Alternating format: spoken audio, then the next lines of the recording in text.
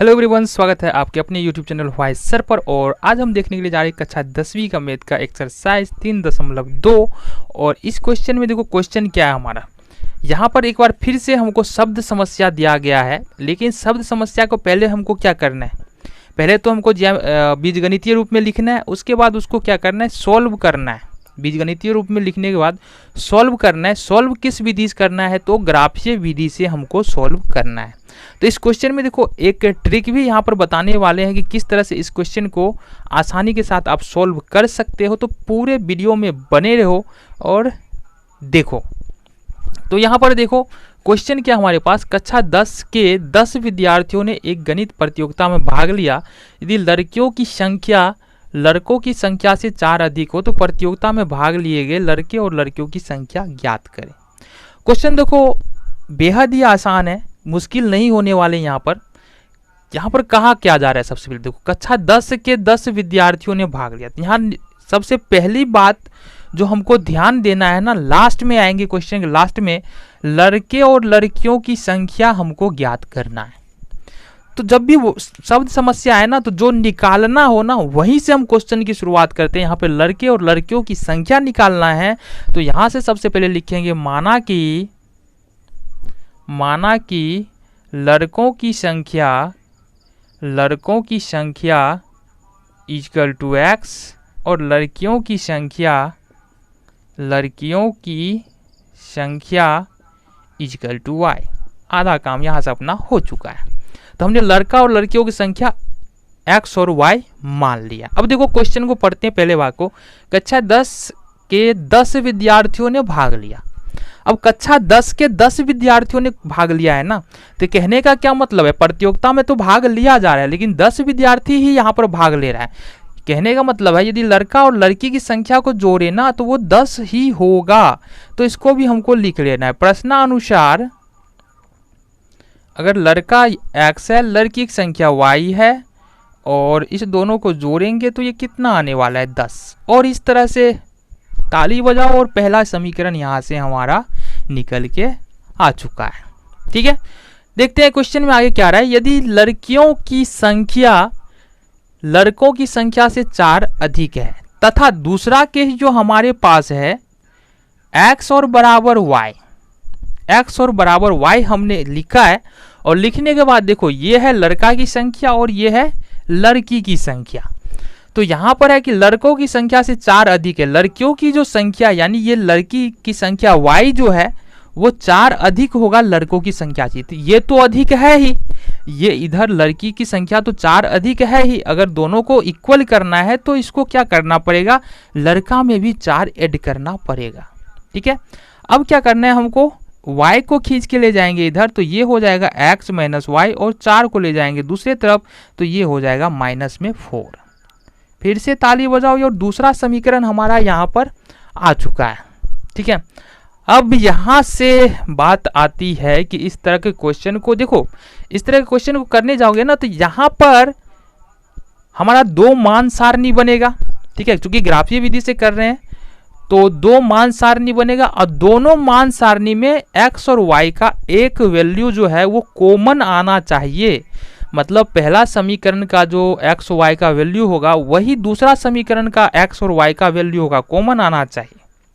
अगर नहीं आएगा तो ये क्वेश्चन का सॉल्यूशन मुश्किल होगा या नहीं होगा। ठीक है, तो यहाँ से हम कैसे कर सकते हैं, तो इस तरह के देखो सबसे बेहतरीन तरीका बताने जा रहे हैं। ठीक है, यहाँ पर सबसे पहले क्या करो कि दोनों समीकरण को कहीं कॉपी के किसी भाग में लिखो। x प्लस वाई बराबर पहला समीकरण है 10 और दूसरा है x माइनस वाई बराबर -4। ये हमने लिख दिया है।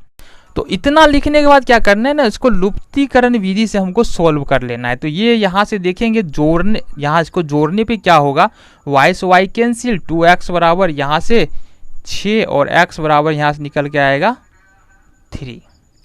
तो काफ़ी है हमारा, जब x का वैल्यू यहाँ से पता चल जाए ना, एक ही वैल्यू हमको पता चल जाए तो कोई दिक्कत नहीं, x का वैल्यू हमको यहाँ से निकल चुका है इतना। अब देखो दोनों ही समीकरण में हमको एक वैल्यू तो अपने मन से रखना है, लेकिन दूसरा वैल्यू क्या रखना है, x बराबर 3 रखना है। इतना बात ध्यान दो, एक वैल्यू अपने मन से रखेंगे, दूसरा वैल्यू x बराबर 3 ही रखना है। तो इस तरह से हम देख सकते हैं कि क्या करेंगे, समीकरण 1 से लिखेंगे। समीकरण 1 से, समीकरण 1 क्या है, x प्लस वाई बराबर 10। जब अब ले लेते हैं x बराबर 5, तो ये x प्लस वाई बराबर 10 हो जाएगा, और ये x के जगह पर हमको 5 रखना है, प्लस y बराबर 10, और इस तरह से हम बोल सकते हैं ये 5 को ले जाएंगे दूसरी तरफ, तो y बराबर यहाँ से क्या हो जाएगा, 10 माइनस 5 इजकल टू 5। तो एक वैल्यू यहाँ से हमारा पता चल चुका है, y बराबर 5 और x बराबर यहाँ पर 5, यानी जब 5 रख रहे हैं तो x बराबर भी 5 और y बराबर भी 5 ही आ रहा है।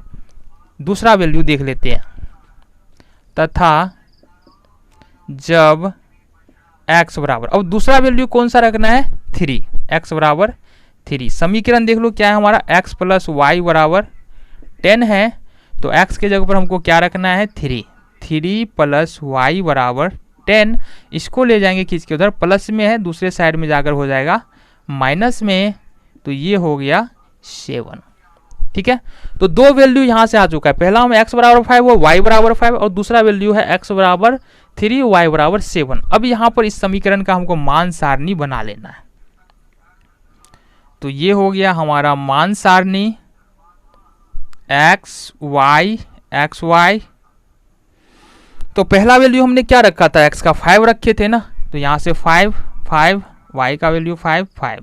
दूसरा वैल्यू रखा था हमने x का 3 और y का आया था 7, तो यहाँ से लिख देना है 3 और 7। आ जाओ, ये पहले समीकरण का काम यहाँ तक हमने खत्म कर लिया है।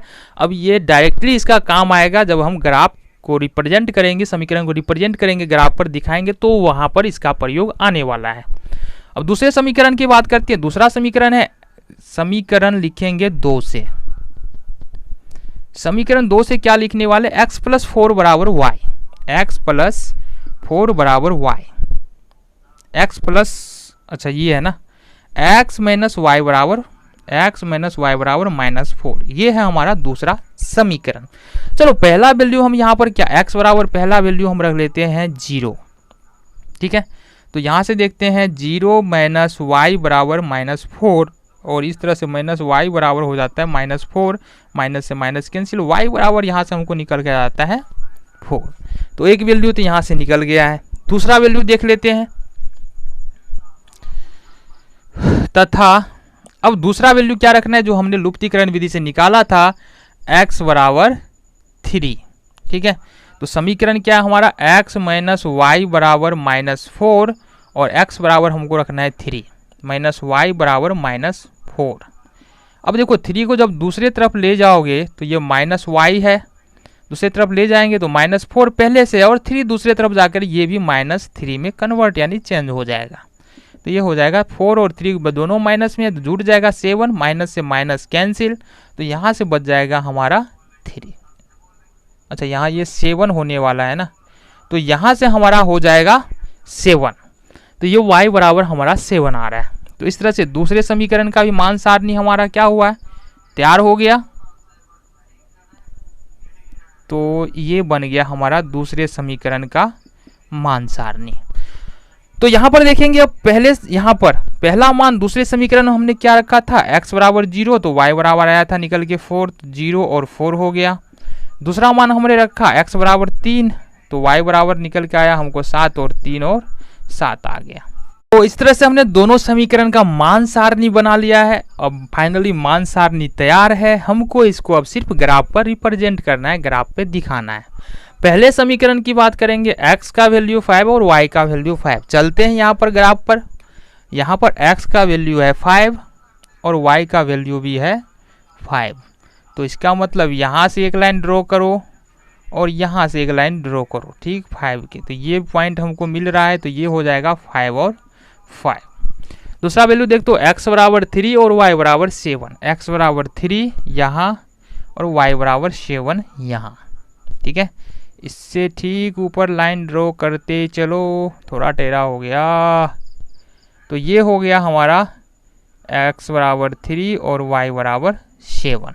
ठीक है, अब क्या करना है, दोनों को पॉइंट को हमको मिला देना है, आ गया। ठीक है, ये किसका है, x प्लस वाई बराबर 10, लिख लो x प्लस वाई बराबर 10 का ये लाइन है।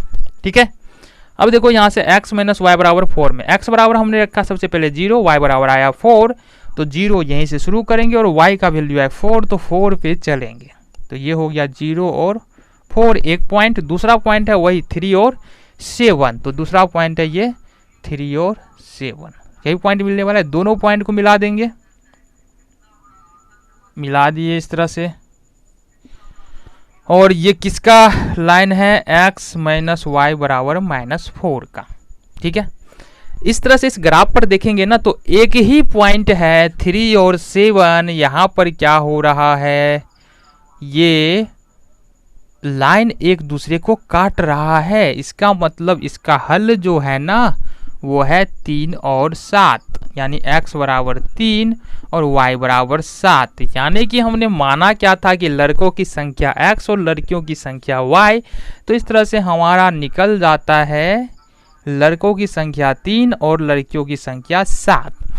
तो ये क्वेश्चन होता है फिनिश। आप यदि यहाँ तक वीडियो देख चुके हो तो चैनल को सब्सक्राइब जरूर करके जाओ, क्योंकि आने वाले समय में अच्छे वीडियोस आने वाले हैं। मिलते हैं आपसे अगले वीडियो में अगले क्वेश्चन के साथ।